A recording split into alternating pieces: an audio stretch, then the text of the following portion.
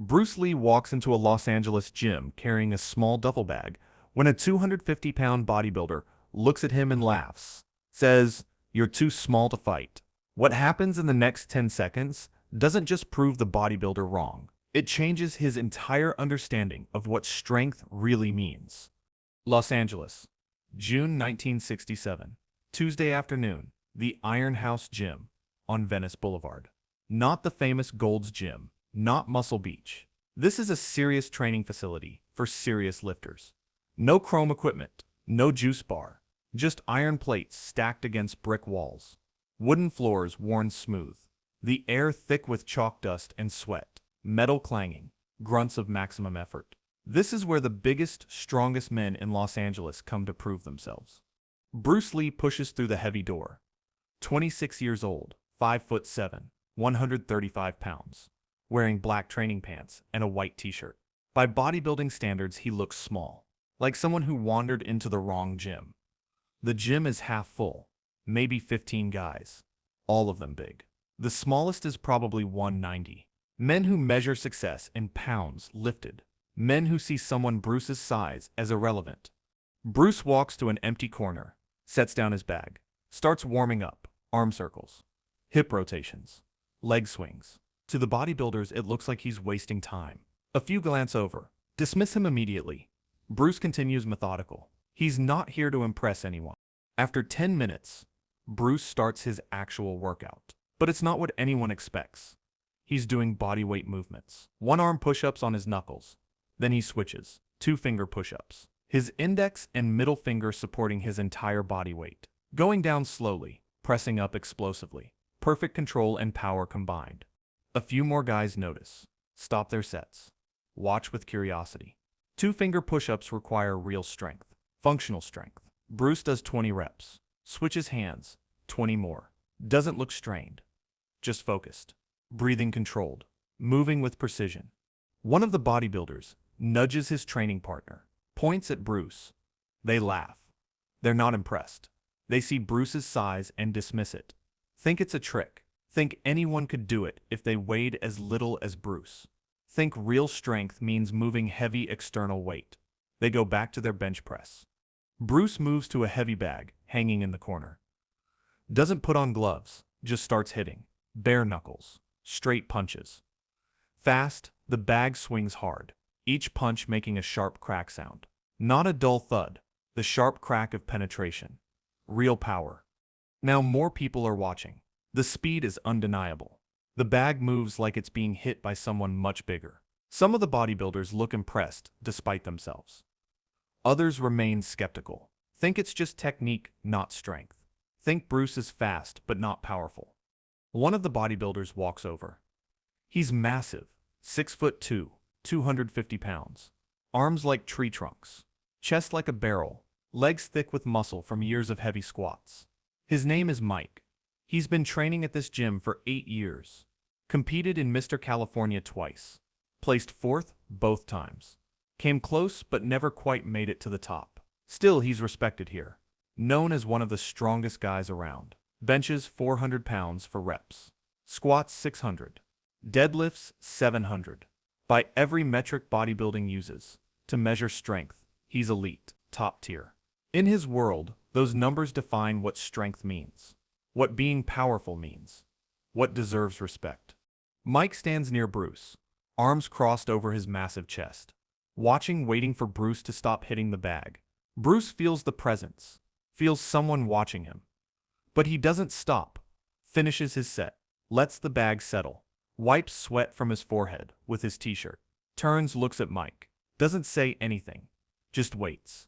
Neutral expression. Not hostile. Not friendly. Just present. Ready for whatever comes next. Mike says, "So what are you training for?" His tone isn't curious. It's dismissive. Challenging. Like he's really asking, why are you taking up space in this gym? What gives you the right to be here? Bruce says calmly, "I'm training for martial arts." Mike nods slowly. Says martial arts. Like he's tasting the words, testing them, finding them lacking, finding them weak. He says, "You know martial arts is about technique, right? Not real strength. Real strength is what we do here. moving serious weight, building real muscle, real power that you can see and measure. Bruce doesn't react, doesn't take the bait, doesn't argue, just says simply strength means different things to different people. Mike laughs. Not a friendly laugh. A condescending laugh. The laugh of someone who thinks they know better, who thinks they're talking to someone ignorant, someone who doesn't understand how the real world works.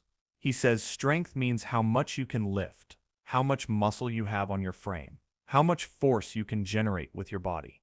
That's strength. That's power. Everything else is just speed and tricks. Smoke and mirrors. Other guys are watching now, starting to notice the confrontation brewing. The gym has gone quieter. Fewer weights, clanging. More attention focused on this corner. People sense something happening. A challenge forming. Entertainment about to unfold. Mike continues, gaining confidence from his audience. Says, "You're what? 130. 140 soaking wet." Bruce says, matter-of-factly 135.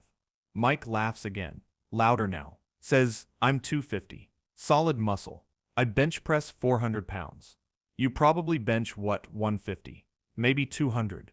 If you're strong for your size. That's not real strength. That's just maintaining your own body weight. Real strength is moving serious weight. Real weight. The kind that separates the strong from the weak." Bruce stays calm. Says there are different types of strength. Mike waves this away. Says that's just talk.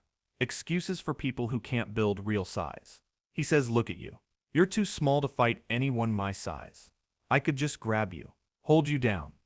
Your speed and technique wouldn't matter. You're too small to fight." Bruce looks at Mike. Then says, "You think size equals fighting ability?" Mike says, "I know it does." Bruce says, "What if I could prove otherwise?" Mike grins. Says, "You want to fight me?" Bruce shakes his head. Says, "I can show you something in 10 seconds. Show you that size isn't what matters." Mike is intrigued. Says, "Okay. Show me." Bruce says, "Try to hit me." Mike laughs. Says, "You want me to try to hit you?" Bruce says, "Yes. One punch. Your best." Mike says, "I'll hurt you." Bruce says, "You won't." Mike looks around. Other guys watching. He can't back down now. Mike says, "Okay." Squares up. Takes a boxing stance. He's not a boxer, but he knows the basics. Bounces on his feet. Bruce stands relaxed. Hands at his sides. Not a fighting stance. Just standing. Mike sees this. Gets confident. The gym is silent. Everyone watching. Mike takes a breath. Commits. Throws a right cross. His best punch. Backed by 250 pounds of muscle and 8 years of training. The punch is fast. Travels toward Bruce's face. Bruce moves. Not away. Forward and to the side. 6 inches. The punch passes where his head was. Bruce is now inside Mike's guard. Close. Too close for Mike to reset. Bruce's right hand shoots out. Open palm. Strikes Mike's solar plexus. Not hard. Just enough. Mike's breath exits. All of it. At once. His diaphragm spasms. He can't inhale. His hands drop. Go to his stomach. His mouth opens. Gasping. Nothing comes in. His face goes pale. Panic. The animal panic of suffocation. His knees buckle. Doesn't fall. Just bends forward. Hands on knees. Making small choking sounds. 10 seconds. From punch to helplessness. 10 seconds to dismantle a man who outweighs Bruce by over 100 pounds. The gym is dead silent. Nobody moves. After 30 seconds, Mike's diaphragm resets.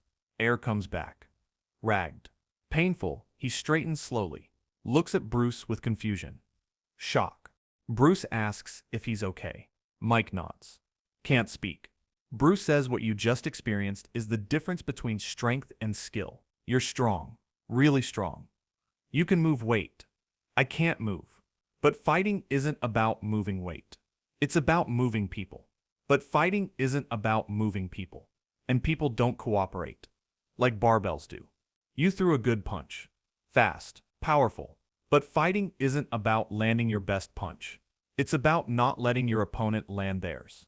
It's about position, timing, understanding how bodies move.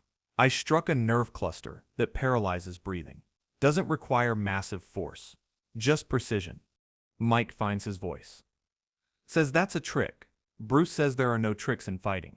Only things that work and things that don't. What I did works. What you believe. That size equals fighting ability. Doesn't work. Mike says, but in a real fight. Bruce says, I just did it. In front of 15 witnesses. In 10 seconds. Mike has no answer. Bruce says, I'm not trying to humiliate you.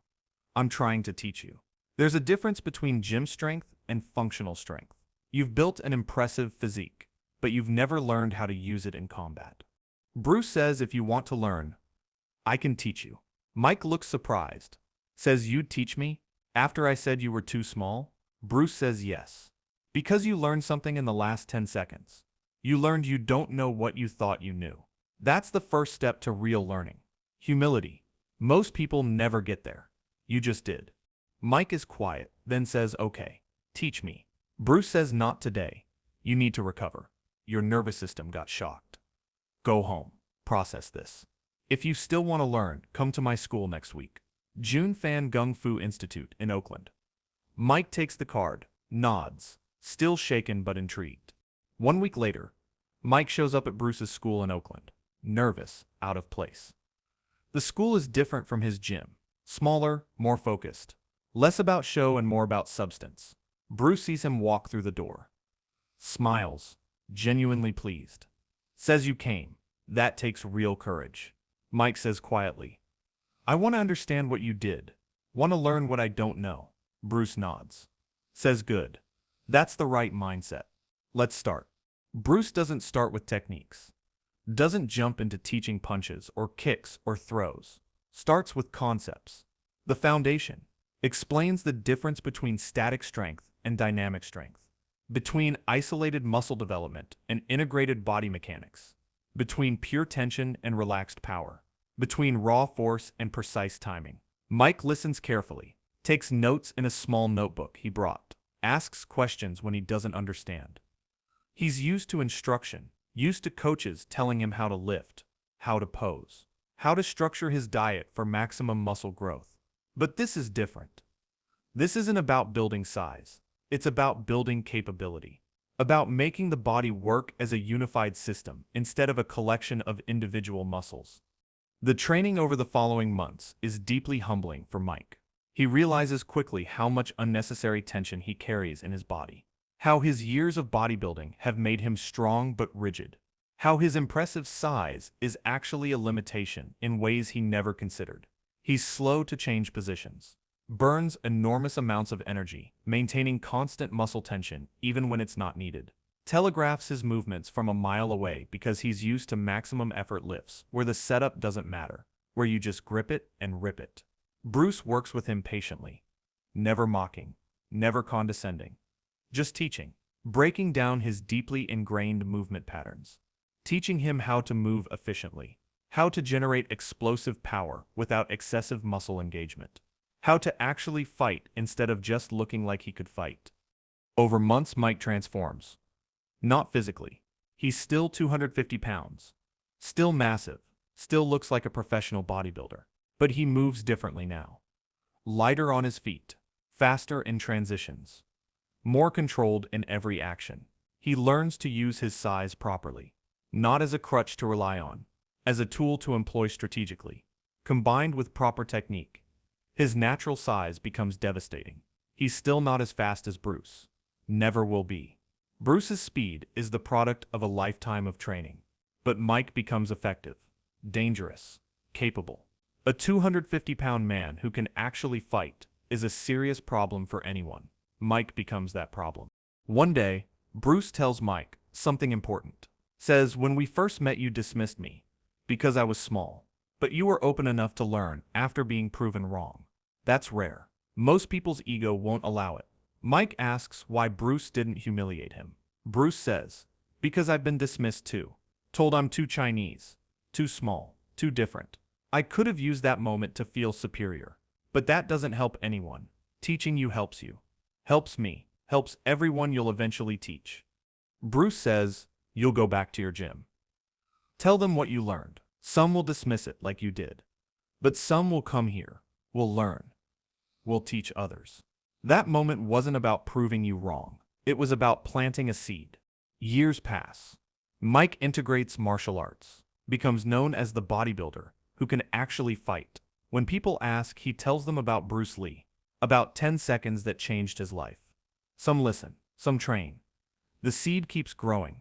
In 1973, when Bruce dies, Mike goes to the funeral, sees hundreds of people, all touched by Bruce, all changed. Mike realizes he's part of a legacy. Bruce taught that strength comes in many forms, that 10 seconds can change a lifetime.